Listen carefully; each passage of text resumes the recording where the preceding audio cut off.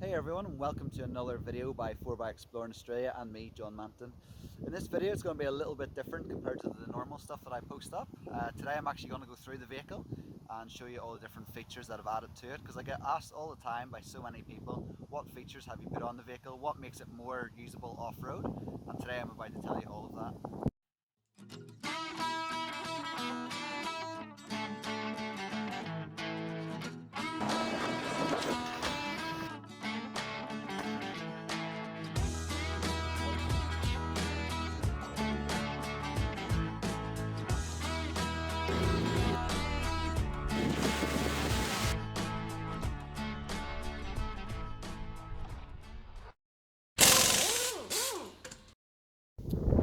So one of the biggest questions that I get asked all the time is, what tyres do you run and what size are they?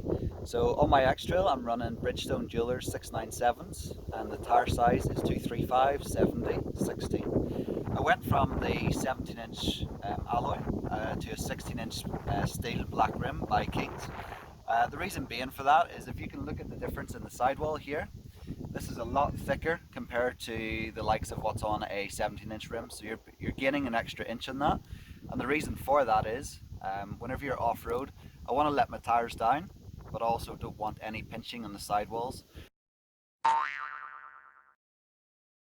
Underneath that there, I've also got the suspension by Petters. So up in there I've got the red springs, that's by Petters suspension, which will gain me about 40 millimeters.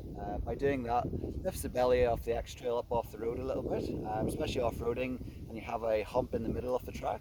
It just gives you more clearance then as well, so less likely to scrape out or belly out as you drive along.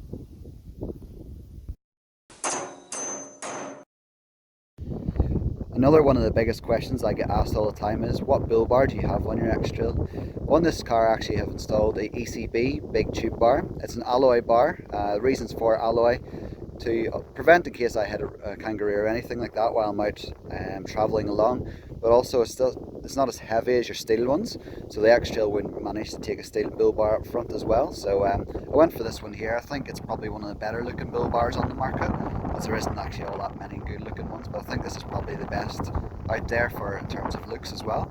But it does actually incorporate quite a few nice little features. One of them is the LED. It's got the indicators and also the side lights which run across the ways, so that's a nice little feature. You also have built-in fog lights there, so whenever you're out on some of the off-road tracks I do at night time, I switch those on because it gives me a wider field of vision as well out to the sides. Up on the roof I've got the Rhino Rack aero bars. I've had them on the car for now for about 6 years and they've been very good, from moving furniture and things like that while moving house, and then also having the boards up on the roof there on a more regular basis. A lot at the same time as my max tracks and housing my Bush Ranger awning on the far side. Recently I've done an interview with the guys over at Rhino Rack, so keep an eye on their website for that coming up very soon. In the middle there as well you can see the Reese Hitch tow bar there. That was used for carrying my motorbike, but also it's great there. I can put in the snatch block and use it for snatch strapping people out of whenever they get bogged, things like that. Underneath I've also got the bash plates on the vehicle, so I've got a rear bash plate, a middle one and also a front one. So the custom front bash plate on here, as you can see there underneath the engine, bit rusty now, but it's taken a lot of hits. It's a thicker steel plate which actually comes right up onto the crossbar across the front there, so no more have I got any hassles with the bash plate digging into the ground in the middle of the road and things like that. So very worthwhile product on the vehicle, especially if you're going to take it a bit further off-road like I like to. On the bull bar then, I've also upgraded some lights as well. I went for the Bush Ranger Nighthawk LED lights. Had these on the car for about 3 years now as well, and I actually cannot fault them. Gives me about 800 meters worth of light ahead, crystal clear white light as well, and yeah, really good job. They fit nicely into the bull bar there, and I really can't fault them. Moving up here then, I've also got the Oricom UHF. So it's a nice little fine area on the front of the car, so it's not too thick to catch your vision while driving. But it's also a very good little job, and it's not an expensive setup that I have, but it's a very nice little neat setup. So I'm now inside the Xtrail here, and I'm showing you the built-in Oricom UHF. So on the Xtrail, just below the radio, you have a nice little compartment where you could store stuff, but I've actually used that compartment to put in my slimline Oricom UHF there. So there it is, all built in, nice and neat and tidy.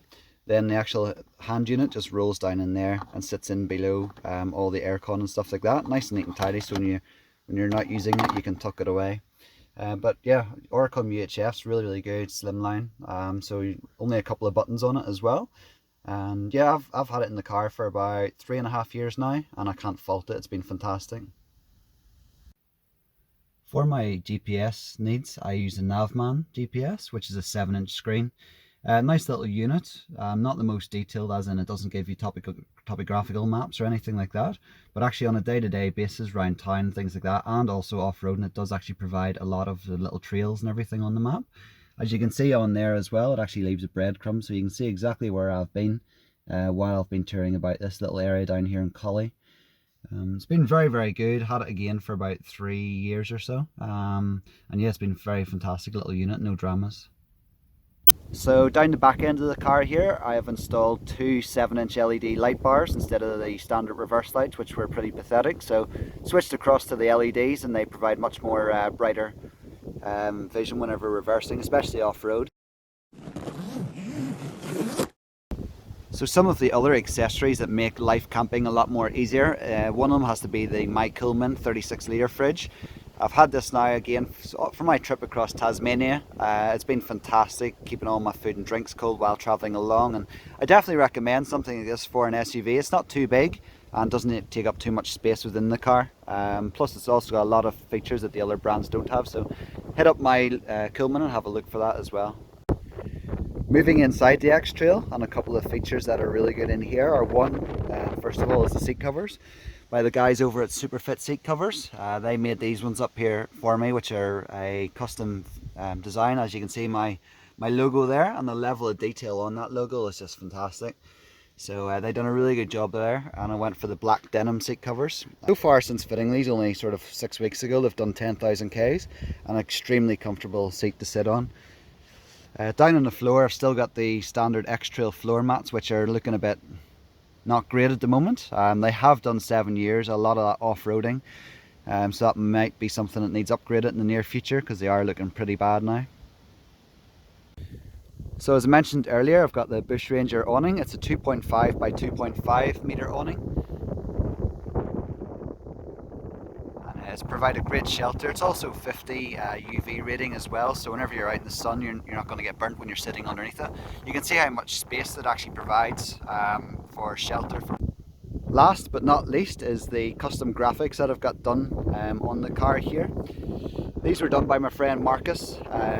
He designed them and got them printed and everything for me. So I got the ones up on the windscreen there for my exploring down the side of the vehicle. They're a little bit dirty at the moment from off-roading yesterday, but you can still read it there. 4x Exploring Australia, and also the my nice logo there, which I've done in the black and grey and white instead of the colours for the side of the car, which I think looks pretty smart. Ties in with the black and grey theme of the car, and yeah, very happy with the way those turned out. Well, that's my Xtrail, nicknamed the Beast. I hope you enjoyed this video. If you've got any questions on anything that I've covered in the video, and maybe something that I haven't actually covered in the video, please put it in the comments below or flick me a message and I'll get back to you on it.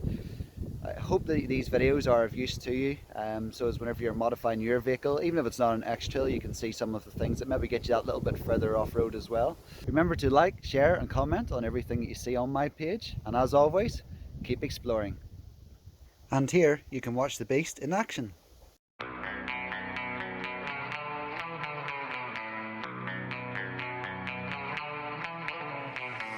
Let's light it up until our hearts catch fire. Then show the world a burning light that never shines so bright. We'll find